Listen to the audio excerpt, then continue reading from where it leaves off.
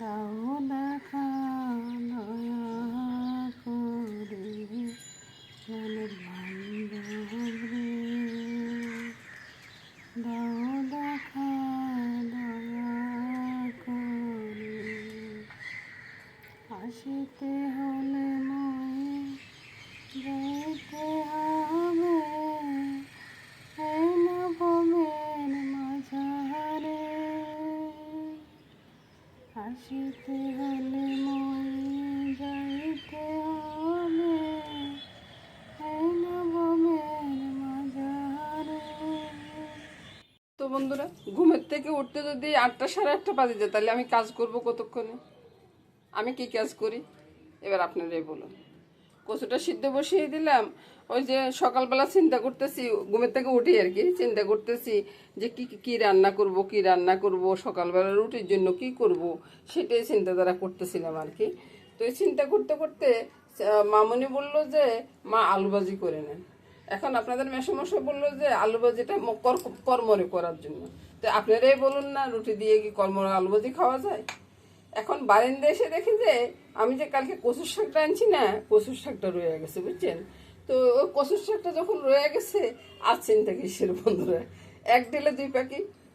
কচুর শাক হবে, রুটি দিয়েও খাওয়া হয়ে যাবে, ভাত দিয়েও খাওয়া হয়ে যাবে। বাস বসিয়ে দিলাম, হতে থাকুক, তারপরে দেখাচ্ছি। ওই যে ফোড়ন দেওয়ার সময় কিন্তু দেখাবো। ও আরেকটা কথা তো কইতে ভুলে গেছি, এই যে সিমের বিচিটা দেখছেন না, এটা সিদ্ধ করে রেখেছি, গোটায় সিদ্ধ করে রেখেছি। এখন একটু কসলানি দিলে খোসাটা একবার উঠে যাবে। দেখুন তো সিমের বিচিটা কেমন পরিষ্কার হয়ে গেছে না, কত সুন্দর হয়ে গেছে। এবার যাবে একটু চা খাবো, বুঝছেন? এতক্ষণ তো চা খাওয়া হয় নাই, ওই জন্য আর কচুর শাকটা সিদ্ধ করে তারপরে ব্লেন্ডারে ব্লেন্ড করে তারপরে নিয়ে আসলাম। তো এটার সাথে কিন্তু আমি সিমের বিচিটা দিয়ে দিছি, বুঝছেন বন্ধুরা? তো স্বাদ অনুযায়ী নুনটা দেবো। পাশের বিল্ডিংয়ে কাজ হচ্ছে বন্ধুরা, আমি কি করব বলুন? আমি তো আর ওই পরে আর বয়স দিই না, ওই জন্যে আর কি হালকা একটু লঙ্কার গুঁড়া দিলাম। লঙ্কার গুঁড়াটা বেশি দিব না, চিনি সামান্য একটু চিনি দিলাম, এটাতেই হয়ে যাবে বন্ধুরা। আর এবার ফোড়নের পালা, ফোড়নটা দেব।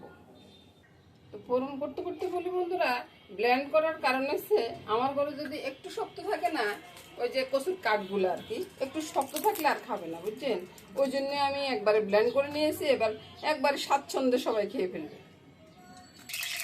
রে তেলের ভিতরে জল পড়ে গেল, বুঝছেন? 5 ফোড়ন দিলাম, কিন্তু তেজপাতার 5 ফোড়ন।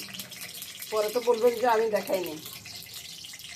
এবার এদিকে আসুন, এখানে ধনিয়া জিরার গুঁড়াটা আছে, ধনিয়া জিরার পেস্টটা আছে আর কি, মানে বাটা, আর আদা, এগুলাকে একসাথে করে তারপরে আমি ফোড়নে দিয়ে দেবো। ফোড়নটা আরেকটু ফুটে উঠুক, চুলা রাসটা একবার বন্ধই করে দিচ্ছি, যদি আমার গায়ে পড়ে, ওই জন্য আর কি। গায়ে পড়ার যদি এত ভয় খেতাম না, তাহলে এত বছর আর সংসারে থাকতে পারতাম না। ওই যে দুষ্টামি করতেছি, ফোড়নটা যেন না পড়া যায় আর কি। তো একটু ফোড়নটা ভাজা ভাজা হোক, তারপরে আমি কচু শাকটা ছেড়ে দিব, তাহলে দারুণ একটা সেন্ট পাই। এখন সেন্টে একবারে মোমো করতেছে আর কি। এবার আমি এই যে কচু শাকটা ছেড়ে দিলাম, এটা নেড়ে ছেড়ে একবারে শুকিয়ে নেব। এটা কিন্তু একটু ঢিলে খাবে না আমার ঘরে। এই যে একটা রান্না তো হবে না বন্ধুরা, অনেকগুলো রান্না হবে। আরো আলু দিয়ে মাছ দিয়ে রান্না করবো, ডালটা হয়ে গেছে, সবকিছু মিলে আর কি 3-4 পদ রান্না হয়। তারপরেও রাত্রে চিন্তা করে ওরা কি দিয়ে যাবে। এই তো বন্ধুরা, অনেকবার নেড়ে চেড়ে শাকটা নামিয়ে নিলাম। ঢালি নেই, এখনো ঢালবো।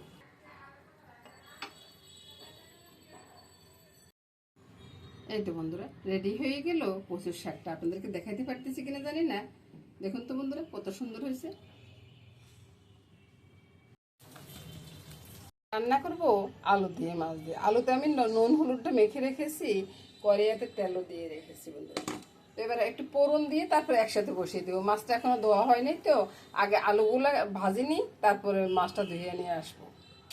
আরে আলু সরে দেখতেছি, আপনাদেরকে দেখাইতেছি না এটা কেমন কত হলো বলুন তো। আলুগুলো ভাজা হয়ে গেছে। আলু ভাজা হইতে হইতে বন্ধুরা আমি মাছগুলো ধুয়ে নিয়ে আসছি, করে আসা এদিক সেদিক চলে যাচ্ছে আর কি। নুন হলুদ মেখে রেখেছি। এবার মাছগুলো ফেলে দিয়ে দিই। আচ্ছা বন্ধুরা, ওই যে মাছগুলো ভাজা হচ্ছে, তো মাছ ভাজা হইতে হইতে আমি এদিকে মশলাগুলো রেডি করে নিয়ে আসি। জিরার গুঁড়া, গোলমরিচের গুঁড়া, নুন, হলুদ, লঙ্কা, সামান্য একটু চিনি। চিনি যদি আপনারা না খেতে চান দিবেন না। তারপরে এটাকে ভালো করে গুলে নিই, মাছগুলো উঠিয়ে নিই, ফোড়নটা আগে দিয়ে রাখি। বুঝছেন বন্ধুরা, মাছ উঠাবে একটু ফোড়নটা ভাজা হয়ে যাবে আর কি। ওই জন্য মাছগুলো উঠিয়ে নিই, ফোড়নটা এটাকে ফুটে উঠুক, তারপরে ওই জলটা দিয়ে দিব। বাস, একসাথে দুইটা কাজ শেষ হয়ে গেল। এভাবে আপনাদের সাথে কাজ করিয়ে দিয়ে দিলাম। এবার মশলাটা কষিয়ে নিই। আজকের আকাশ একবারে পরিষ্কার, খুব সুন্দর, সূর্য উঠে একবারে আলো আলোকিত হয়ে গেছে। আর মেঘগুলা ধূসর মেঘ ভাসতেছে, দেখুন তো কত সুন্দর লাগতেছে না?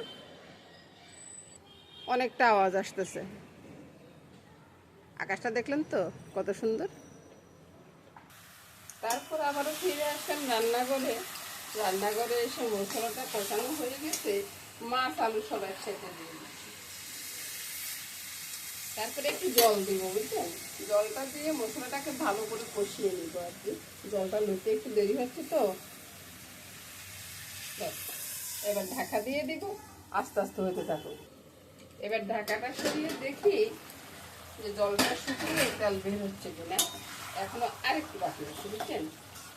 একবারে ভালো মতো যদি তেলটা বের হয়ে যায় না, তরকারির কালারটা বেশ সুন্দর হবে। আর এখানে অন্য কোনো মশলা দেওয়ার আর কোনো প্রয়োজন নাই বন্ধুরা।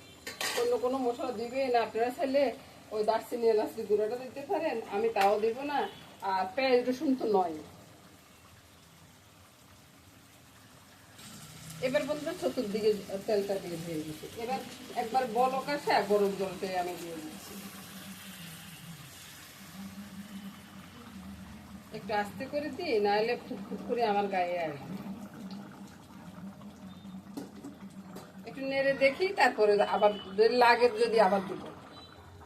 এবার কাঁচা লঙ্কাটা দিয়ে দিচ্ছি। কাঁচা লঙ্কাটা দিয়ে চুলার ক্ষেত্রে একটু কমিয়ে দেবে। আর কাঁচা লঙ্কাটা যাস কই পরে গেলে এটা একে শুধু ধরতে পারতেছি না, বুঝছেন? তো এবার চুলাটা কমিয়ে দিয়ে একটু ঢাকা দিয়ে রাখবো। রান্নাটা হয়ে গেছে। তো বন্ধুরা, রান্নাটা হয়ে গেছে। আর এই রান্নাটা না আমার ঘরে সবাই পছন্দ করে, বুঝছেন? একজন না শুধু। আর ওইদিকে মামনি রুটি করতেছে, মামনির একটু দেখাই দিই। এই যে আমার মামনি রুটি করতেছে। এই তো বন্ধুরা, রান্নাটা নামিয়ে নিলাম। এবার দেখুন তো বন্ধুরা, রান্নাটা কেমন হয়েছে। আর এই রান্নাটা আমার ঘরের সবাই পছন্দ করে, আমি বারবার বলতেছি, এই জন্য আমি বারবার পাক করি। এটা হইলে আর অন্য কিছু চাবে না। কচুর শাকটা ওইদিকে আছে, ডালটা হয়ে গেছে, এই নিয়ে আজকে রান্না শেষ। তো নমস্কার বন্ধুরা, সবাই ভালো থাকুন, সুস্থ থাকুন, সুন্দর থাকুন, এই কামনাই করব। আর বাকিটা দেখাই দিচ্ছি বন্ধুরা, এগুলো বাসি তরকারি। কালকের মাংসটা রয়ে গেছে, ওই যে মুগ ডালটা রয়ে গেছে একটু, এটাও এটার সাথে থাকবে আর কি। তো সব মিলিয়ে এবার আমি চলে যাব।